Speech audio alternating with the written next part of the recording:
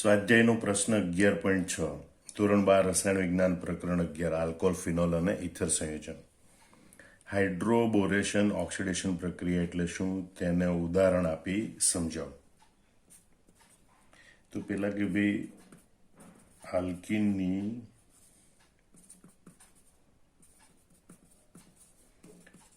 ડાયબોરેન સાથે પ્રક્રિયા કરતા યોગશીલ પ્રક્રિયા થઈ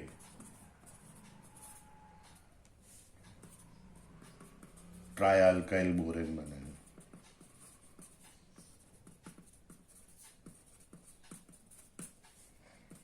અને તેની આગળ આલ્કલાઇન હાઇડ્રોજન પેરોક્સાઇડ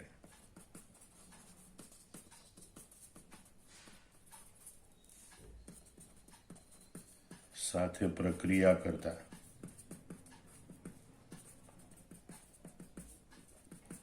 આલ્કોહોલ મળે છે. તો આ જે પ્રક્રિયા છે 2 તબક્કામાં થતી પ્રક્રિયા. પહેલા ડાયબોરેન ઉમેરાય એટલે હાઇડ્રોજન પણ ઉમેરાય, બોરોન પણ ઉમેરાય એટલે હાઇડ્રોબોરેશન કહેવાય. અને ત્યારબાદ હાઇડ્રોજન પેરોક્સાઇડ વડે ઓક્સિડેશન થાય. એટલે આ પ્રક્રિયાને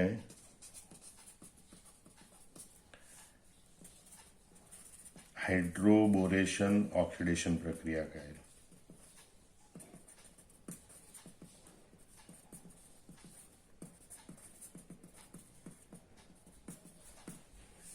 હવે આ પ્રક્રિયાની ખાસિયત જોઈ લો કે ભાઈ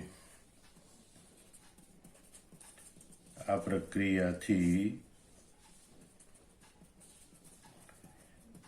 આલ્કીનમાંથી આલ્કોહોલ બનાવવામાં આવે.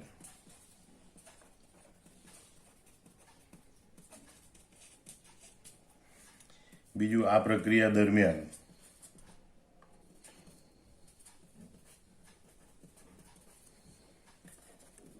આલ્કીનમાં દ્વિબંધમાં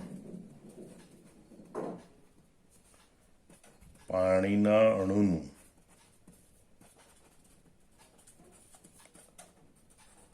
અપ્રત્યક્ષ એટલે કે ઇનડાયરેક્ટ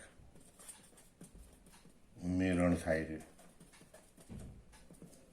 બરોબર. જેમાં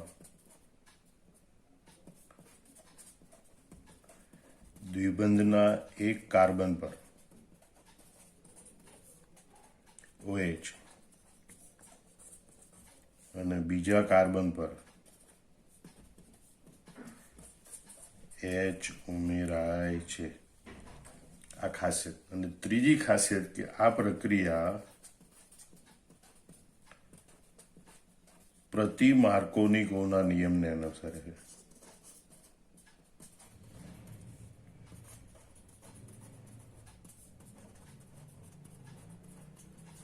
આ પ્રક્રિયા પ્રતિ માર્કોનિકોના નિયમને અનુસરે છે.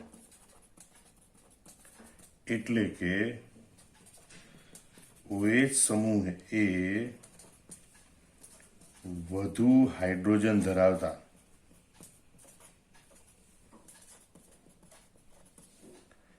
દ્વિબંધ કાર્બન સાથે જોડાય છે. દ્વિબંધમાંના કાર્બન સાથે. અને H એ ઓછા હાઇડ્રોજન ધરાવતા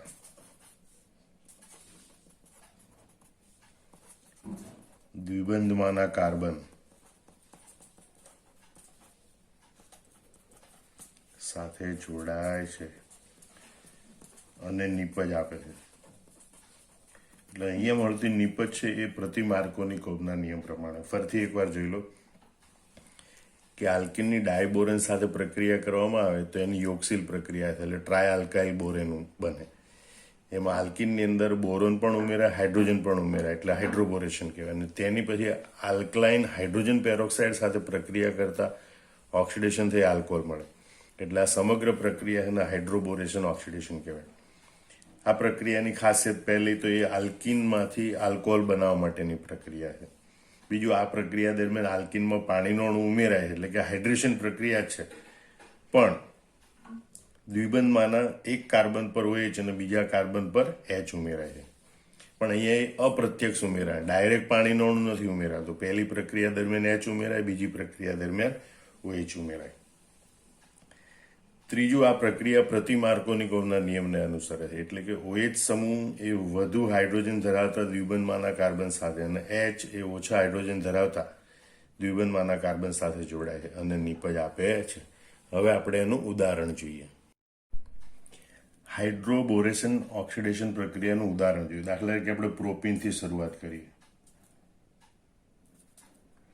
CH3 CH double bond CH2 propene એની ડાયબોરેન સાથે BH3 ટ્વાઇસ 1/2 એની સાથે પ્રક્રિયા કરવામાં આવે. તો અહીં BH3 છે, આપણે બે ભાગમાં વહેંચીશું. H bond BH2. એમાં જે BH2 વાળો ભાગ છે એ વધુ હાઇડ્રોજન ધરાવતા કાર્બન સાથે જોડાશે અને H છે એ ઓછા હાઇડ્રોજન ધરાવતા કાર્બન સાથે જોડાશે અને આપણને યોક્સિલ નીપજ મળશે. એટલે આપણને આ પ્રમાણે મળશે: CH3 CH2, અહીંયા H એક હતો, આ H આવ્યો એટલે CH2 થઈ ગયા અને CH2 ડબલ બોન્ડનો સિંગલ બોન્ડ થઈ જાય. CH2 સાથે જોડાયા BH2. બરોબર. હવે બીજા તબક્કામાં આપણે આ CH3 CH2 CH2 BH2 અને BH અને H તરીકે લખીશું અને એની પ્રક્રિયા કરવામાં આવે પ્રોપીનના બીજા અણુ સાથે CH3 CH double bond CH2. તો અહીંયા પણ હાઇડ્રોજન છે એ ઓછા હાઇડ્રોજન ધરાવતા કાર્બન સાથે અહીંયા જોડાશે. બરોબર. એટલે આપણે બને ભાઈ CH3, આ હાઇડ્રોજન અહીં જોડાયો એટલે CH2 ડબલ બોન્ડનો થઈ ગયો સિંગલ બોન્ડ અને CH2 ને આ CH2 સાથે આ બોરોન વાળો ભાગ જોડાય. BH CH2 CH2 CH3 BH CH2 CH2 CH3. બરોબર. જેને ટૂંકમાં આમ પણ લખાય CH3 CH2 CH2 ટ્વાઇસ, આજુબાજુ બે વખત પ્રોપાઇલ સમૂહ બોન્ડ BH, ડાય પ્રોપાઇલ બોરેન બને. હવે એની આગળ પ્રક્રિયા થાય CH3 CH2 CH2 twice BH, CH3 CH double bond CH. Hydrogen છે એ ઓછા હાઇડ્રોજન ધરાવતા કાર્બન સાથે જોડાય પ્રતિ માર્કોનિકોવના નિયમ પ્રમાણે. એટલે હાઇડ્રોજન અહીંયા જોડાય એટલે બને CH3, CHની જગ્યાએ બની જાય CH2 ડબલ બોન્ડની જગ્યાએ સિંગલ બોન્ડ અને CH2 ને આ CH2 સાથે આ બોરોન વાળો ભાગ જોડાય B CH2 CH2 CH3 twice. અને આને કુલ રીતે લખવું હોય તો લખાય CH3 CH2 CH2 thrice B, tri propyl borane. તો આ તબક્કો છે એ તબક્કો હાઇડ્રોબોરેશનનો તબક્કો છે અને આપણે કહીશું હાઇડ્રોબોરેશન તબક્કો. બરોબર. એટલે આલ્કિન છે એમાં ડાયબોરેન ઉમેરાય એટલે ટ્રાય આલ્કાઇલ બોરેન બને. અહીંયા પ્રોપીનમાં ડાયબોરેન ઉમેરાય, પ્રોપીનના 3 અણુમાં વારાફરતી આ ડાયબોરેન ઉમેરાય અને ટ્રાય પ્રોપાઇલ બોરેન મળે. હવે પછીનો તબક્કો છે ઓક્સિડેશન તબક્કો. આલ્કલાઇન હાઇડ્રોજન પેરોક્સાઇડ સાથે તો CH3 CH2 CH2 thrice B, tri propyl borane. એની 3 મોલ હાઇડ્રોજન પેરોક્સાઇડ H2O2 સાથે પ્રક્રિયા થાય. OH- આલ્કલાઇન માધ્યમમાં પ્રક્રિયા કરવામાં આવે. તો અહીંયા OH છે આ બોરોનની જગ્યાએ જોડાય એટલે પ્રોપેન 1 ઓલ મળે. પ્રોપેન 1 ઓલના 3 અણુ મળે 3 CH3 CH2 CH2OH, propane 1 all. બરોબર. અને બોરોન સાથે બાકીના 3 OH જોડાય એટલે હાઇડ્રોજન પેરોક્સાઇડના OH બે વખત હોય. એ પૈકીના 3 OH આ 3 પ્રોપાઇલ સમૂહ સાથે જોડાય અને પ્રોપેનોનોલ આપે, અને 3 OH આ બોરેન સાથે જોડાય અને એટલે આપણને આપે બોરિક એસિડ, BOH થ્રાઇસ, જેને કહેવાય બોરિક એસિડ અથવા તો એને ઓર્થોબોરિક એસિડ તરીકે પણ ઓળખવામાં આવે. આમ આ રીતે હાઇડ્રોબોરેશન ઓક્સિડેશન દરમિયાન આલ્કિનમાંથી આપણને આલ્કોહોલ મળે અને આ નિપજ સરવાળે છેવટે જોઈએ તો એ પ્રતિ માર્કોનિકોવના નિયમ પ્રમાણે મળે છે. મતલબ કે અહીંયા પાણીનો અણુ ઉમેરાય છે H અને OH સ્વરૂપે, તો H છે એ ઓછા હાઇડ્રોજન ધરાવતા કાર્બન સાથે જોડાય છે અને OH છે વધુ હાઇડ્રોજન ધરાવતા કાર્બન સાથે જોડાય છે. જો માર્કોનિકોવના નિયમ પ્રમાણે આ નિપજ મળે તો પ્રોપેન ટુ ઓલ મળવી જોઈએ, પણ પ્રતિ માર્કોનિકોવના નિયમ પ્રમાણે આ નિપજ તરીકે આપણને પ્રોપેન 1 ઓલ મળે છે. હાઇડ્રોબોરેશન ઓક્સિડેશન પર આધારિત કેટલાક અગત્યના MCQ જોઈએ કે પ્રોપીનમાંથી પ્રોપેન 1 ઓલ બનાવવા માટેની નીચેના પૈકી કયા પ્રક્રિયકોનો ઉપયોગ થશે?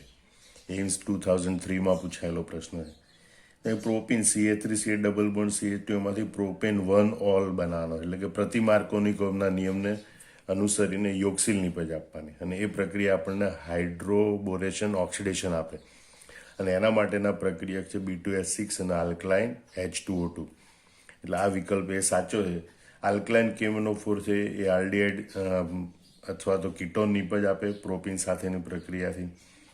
ઓઝોન છે એ પણ આલ્ડીહાઇડ કે કીટોન નિપજ આપે, અને OSO4 છે એ ડાયહાઇડ્રિક આલ્કોહોલ નિપજ આપે છે. બીજો પ્રશ્ન જોઈએ, CH2 double bond CH2 plus B2H6 NOH H2O2. તો આ પ્રક્રિયામાં આમ તો અસંમિત આલ્કિન હોય, તો સંમિત આલ્કિન હોય તો કોઈ પણ એક કાર્બન પર H ઉમેરાય અને બીજા કાર્બન ઉપર OH ઉમેરાય, એટલે આપણને આલ્કોહોલ નિપજ મળે, મતલબ CH3CH2H, એટલે બી વિકલ્પ સાચો છે.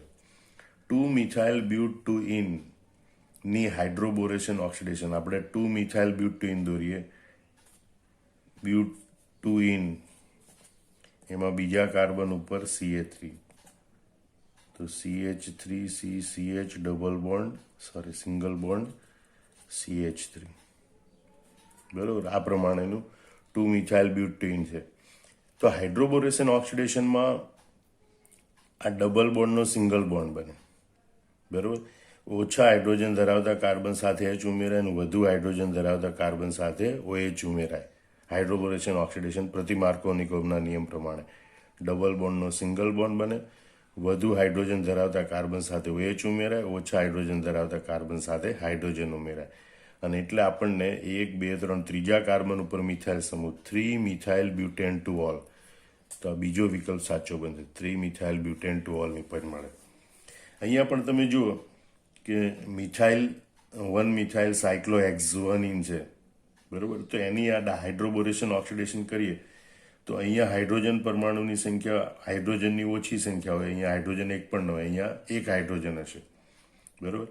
એટલે અહીંયા H અને OH ઉમેરાય, એ પૈકી H છે એ ઓછા હાઇડ્રોજન ધરાવતા કાર્બન સાથે અહીંયા ઉમેરાશે, અને OH છે વધુ હાઇડ્રોજન ધરાવતા કાર્બન સાથે ડબલ બોન્ડનો સિંગલ બોન્ડ થશે, એટલે કે પાસેના કાર્બન પૈકી એક કાર્બન પર મિથાઇલ સમૂહ અને બીજા કાર્બન ઉપર OH સમૂહ એવી નિપજ મળશે, માટે વિકલ્પ C અહીંયા સાચો બનશે. સ્વાધ્યાય પ્રશ્ન 11.7, ધોરણ 12 રસાયણ વિજ્ઞાન પ્રકરણ 11 આલ્કોહોલ, ફિનોલ અને ઇથર સંયોજનો. C7H8O આણ્વિક સૂત્રવાળા મોનોહાઇડ્રિક ફિનોલ સંયોજનોના બંધારણ અને તેમના IUPAC નામ લખો. તો તમે જુઓ, C7H8O અને મોનોહાઇડ્રિક ફિનોલ, એટલે કે એક OH હોય સમૂહ હોય અને ફિનોલ હોય એવા સંયોજનો. તો આપણે ફિનોલનું સૂત્ર લખીએ આપણે આ પ્રમાણે. તો ફિનોલમાં 6 કાર્બન હોય, C6H5OH. આમાં એક કાર્બન વધારે છે, મતલબ કે એક કાર્બન હજી શાખા તરીકે હશે. જો આમાં શાખા હોય તો એક હાઇડ્રોજનનું વિસ્થાપન થયેલું હોય, એટલે C7H8O આપેલું બંધારણીય સૂત્ર છે. એમાંથી જો એક શાખા હોય તો C6H4OH અને બોન્ડ, એક શાખા, આટલો સમૂહ હોય ફિનોલમાં. હવે આ ભાગ આપણે બાદ કરીએ કે 6 કાર્બન, 4 ને 1 5 હાઇડ્રોજન અને 1 ઓક્સિજન, તો 7 માંથી 6 જાય તો 1, 8 માંથી 5 જાય તો 3 મિથાઇલ સમૂહ વધે. એનો મતલબ કે બેન્ઝીન વલયના બાકીના ભાગ સાથે મિથાઇલ સમૂહ, અને મિથાઇલ સમૂહ છે એ ઓર્થો સ્થાન પર, મેટા સ્થાન પર કે પેરા સ્થાન પર જોડાયેલો હોઈ શકે અને એ પ્રમાણે આપણને 3 સમઘટકો મળે. OH, CH3, OH, CH3.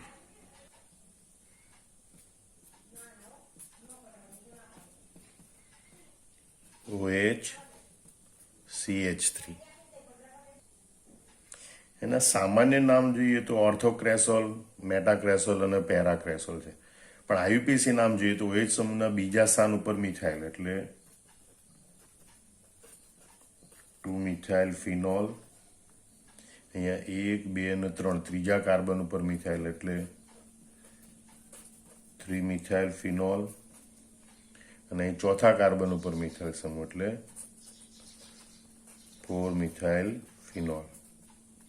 આમ C7H8 આણ્વિક સૂત્રવાળા મોનોહાઇડ્રિક ફિનોલ હોય એના 3 સમઘટક મળે.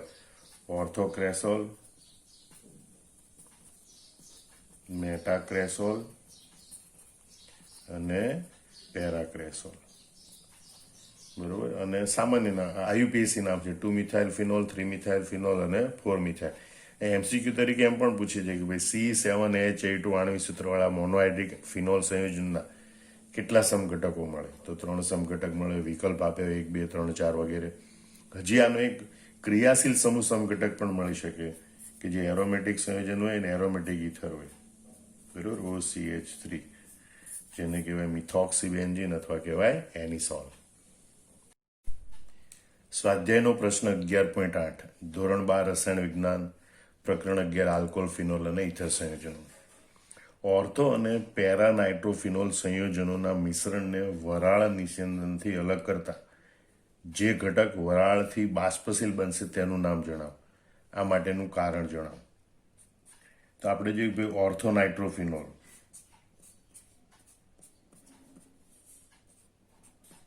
OH, NO double bond O plus minus.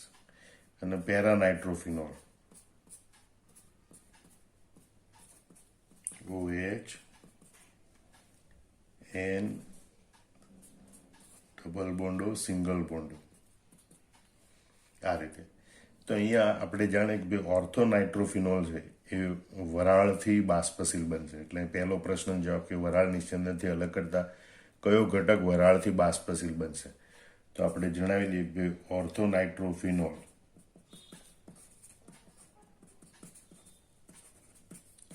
એ વરાળથી બાષ્પશીલ બનશે કારણ કે તેનું ઉત્કલન બિંદુ પ્રમાણમાં નીચું છે. હવે ઉત્કલન બિંદુ નીચું હોવાનું કારણ શું? તો ઓર્થો નાઇટ્રોફિનોલમાં OH સમૂહનું હાઇડ્રોજન અને નાઇટ્રો સમૂહનું ઓક્સિજન એની વચ્ચે આંતઃ આણ્વિક હાઇડ્રોજન બંધ રચાયેલ. ઓર્થો નાઇટ્રોફિનોલમાં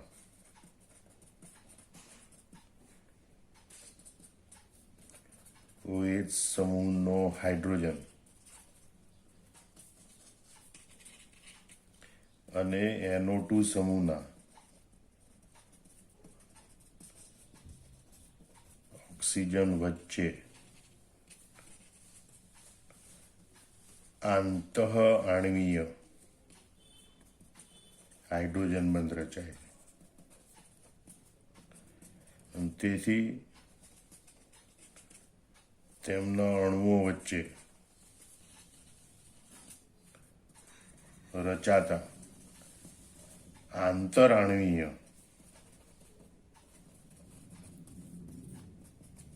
હાઇડ્રોજન બંધની સંખ્યા ઓછી હોય. પરિણામે તેમનું આંતરાણ્વીય આકર્ષણ બળ ઓછું હોય અને તેથી તેનું ઉત્કલન બિંદુ નીચું હોય છે અને માટે તે વરાળથી બાષ્પશીલ બની શકે. જ્યારે પેરાનાઇટ્રોફિનોલ છે એમાં જુદા જુદા અણુઓ વચ્ચે આંતરઆણ્વીય હાઇડ્રોજન બંધની સંખ્યા ઘણી વધારે હોય છે.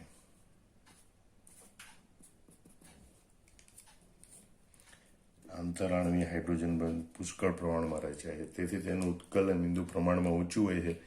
એ વરાળથી બાષ્પશીલ બની શકતો નથી. ઓર્થોનાઇટ્રોફિનોલ, પેરાનાઇટ્રોફિનોલ. આમ આપણા પ્રશ્નનો જવાબ અને ઓર્થોનાઇટ્રોફિનોલ એ વરાળથી બાષ્પશીલ બનશે. એનું કારણ એના અણુ વચ્ચે રચાતું આંતઃ આણવીય હાઇડ્રોજન બંધ છે, જેથી તેનું ઉત્કલન બિંદુ નીચું હોય છે. સ્વાધ્યાયનો પ્રશ્ન 11.9, ધોરણ 12 રસાયણ વિજ્ઞાન, પ્રકરણ 11. ક્યુમિનમાંથી ફિનોલ બનાવવાની પ્રક્રિયાનું સમીકરણ લખો. આપણે ક્યુમિનમાંથી ફિનોલ બનાવવાની પ્રક્રિયા એટલે કે પહેલાં ક્યુમિન બનાવવાની પ્રક્રિયા લખીશું. અને ક્યુમિન એટલે શું? તો બેન્ઝીન ઉપર CH, CH3, CH3 આઇસોપ્રોપાઇલ સમૂહ લગાડેલો હોય તો એને ક્યુમિન કહેવાય. અને આઇસોપ્રોપાઇલ બેન્ઝીન પણ કહે છે. એનું સામાન્ય નામ ક્યુમિન. તો કે ભાઈ બેન્ઝીન અને propyne CH3 CH double bond CH2 એના મિશ્રણને સિલિકા પર જમાયેલા ફોસ્ફોરિક એસિડ ઉદ્દીપક પરથી દબાણપૂર્વક 523 કેલ્વિન તાપમાને પસાર કરવામાં આવે તો ફિડલક્રાફ આલ્કાઇલેશન પ્રક્રિયા થઈ ક્યુમિન બને છે. એટલે ફરીથી આ તો ક્યુમિન બનાવવાની પ્રક્રિયા છે, બરાબર, કે બેન્ઝીન અને પ્રોપીન છે એના મિશ્રણને સિલિકા પર જમાયેલા ફોસ્ફોરિક એસિડ ઉદ્દીપક પરથી દબાણપૂર્વક 523 કેલ્વિન તાપમાને પસાર કરવામાં આવે તો ફિડલક્રાફ આલ્કાઇલેશન પ્રક્રિયા થઈ અને આ રીતે આઇસોપ્રોપાઇલ બેન્ઝીન મળે. હવે આપણે આગળ ક્યુમિનમાંથી ફિનોલ બનાવવાની પ્રક્રિયા છે. તો આ રીતે બનેલું જે ક્યુમિન છે એને હવે આપણે આવી રીતે દર્શાવીશું. એનું હવાની હાજરીમાં ઓક્સિડેશન કરવામાં આવે તો પ્રથમ તબક્કે અહીંયા O ઉમેરાય, O ઉમેરાય એટલે ક્યુમિન હાઇડ્રોપેરોક્સાઇડ બને. C આ કાર્બન હાઇડ્રોજન વચ્ચે ઓક્સિજન પેરોક્સાઇડ સમૂહ ઉમેરાય, CH3 CH3. આ રીતે આપણને ક્યુમિન હાઇડ્રો પેરોક્સાઇડ મળે. અને પછી એનું મંદ જલીય એસિડ વડે જળ વિભાજન કરવામાં તો આપણને ફિનોલ મળે છે. તેમજ ઉપનિપદ તરીકે ખૂબ અગત્યનો પદાર્થ એવો CH3COCH3 એસિટોન એટલે કે પ્રોપેનોન મળે છે. આમ ક્યુમિન એટલે કે આઇસોપ્રોપાઇલ બેન્ઝીન છે એની હવા વડે ઓક્સિડેશન પ્રક્રિયા કરવામાં આવે તો ક્યુમિન હાઇડ્રોપેરોક્સાઇડ મળે અને એની મંદ જલીય એસિડ વડે જળ વિભાજન પ્રક્રિયા કરવામાં આવે તો ફિનોલ અને એસિટોન પ્રાપ્ત થાય છે. સ્વાધ્યાયનો પ્રશ્ન 11.10, ધોરણ 12 રસાયણ વિજ્ઞાન, પ્રકરણ 11. ક્લોરોબેન્ઝીનમાંથી ફિનોલ બનાવવાની રાસાયણિક પ્રક્રિયા લખો. ક્લોરોબેન્ઝીનમાંથી ફિનોલના ઔદ્યોગિક ઉત્પાદનની રીત છે એ ડાઉ પદ્ધતિ તરીકે ઓળખાય છે. આ પદ્ધતિમાં પ્રથમ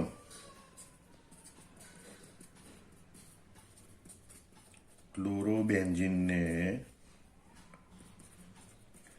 સોડિયમ હાઇડ્રોક્સાઇડ સાથે 300 વાતાવરણ દબાણે અને 623 કેલ્વિન તાપમાને ગરમ કરતા પ્રથમ ફિનોલનો સોડિયમ ક્ષાર એટલે કે સોડિયમ ફિનોક્સાઇડ મળે છે, જેને આપણે આ રીતે દર્શાવી શકીએ કે ભાઈ ક્લોરોબેન્ઝીન છે એની સોડિયમ હાઇડ્રોક્સાઇડ સાથે પ્રક્રિયા કરવામાં 300 વાતાવરણ દબાણે 623 કેલ્વિન તાપમાને -NaCl - H2 તો આપણને નિપજ તરીકે મળે છે ONA, સોડિયમ ફિનોક્સાઇડ. આમ ક્લોરોબેન્ઝીનમાંથી આપણને સોડિયમ ફિનોક્સાઇડ મળે. હવે આ રીતે મળે તો જે સોડિયમ ફિનોક્સાઇડ છે એનું એસિડીકરણ કરવા, મંદ HCl કે મંદ H2SO4 વડે આ સોડિયમ ફિનોક્સાઇડ નું એસિડીકરણ કરવાથી ફિનોલ મળે છે. એટલે કે એની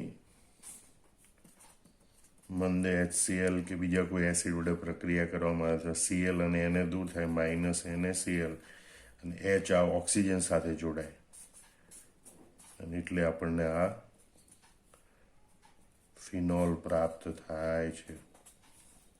આમ ક્લોરોબેન્ઝીનમાંથી ડાઉ પદ્ધતિ દ્વારા ઔદ્યોગિક રીતે ફિનોલનું ઉત્પાદન કરવામાં આવે છે.